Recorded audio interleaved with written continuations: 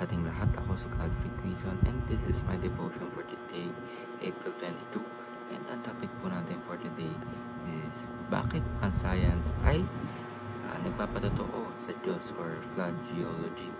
So, ang scripture po natin for today is Genesis chapter 7 verse 11 to 12. Basahin ko po. So, in the 600th year of Noah's life, on the 17th day of the second month, on that day all the springs of the great deep burst forth, and the floodgates of the heavens were opened, and rain fell on the earth 40 days and 40 nights. So, ano po ba yung flood geology? So, ibig sabihin po is the belief that many of the Earth's geological features like rock layers, fossils, and canyons are best explained by global flood in Genesis chapter 6.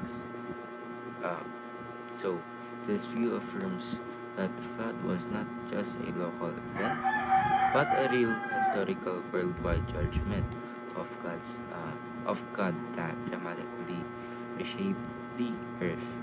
It stands in contrast to evolutionary geology, which suggests slow process over millions of years. So, sabihin na po na yung flood geology, kung titignan po natin, kung source out natin sa Bible, yung age, of course, makikita po natin doon sa pinakauna na Abraham na tens of thousands of years pa lang po yung earth.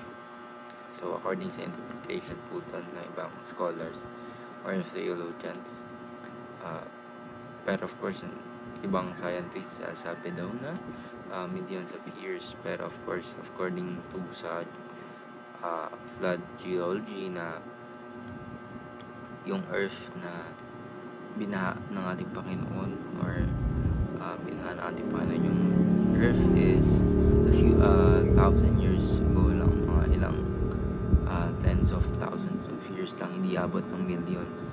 So, ano po ba ito? So, yung teaching po natin is the Bible and science are compatible. So, ibig sabihin, of course, dahil kung naniniwala po tayo ng ating Panginoon, ating Creator, of course, siya rin po yung gumawa ng science para po pag-aralan po natin, para mas ma-discover po natin yung mga gawa ng ating Panginoon. So, second teaching is the flood explains fossil records and many more. So, ibig sabihin, marami pong scientists na nagsasabi na, of course, dahil po sa flood, marami po ngayon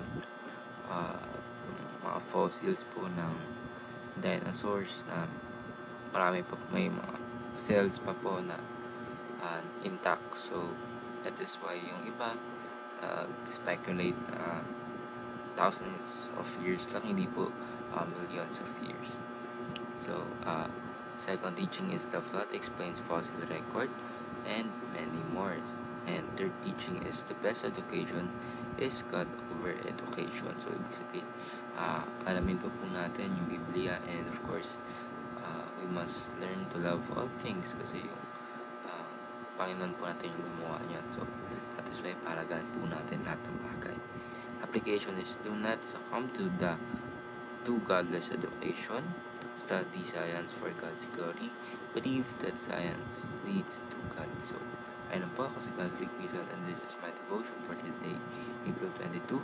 And sana po ay maraming kayo natutunan.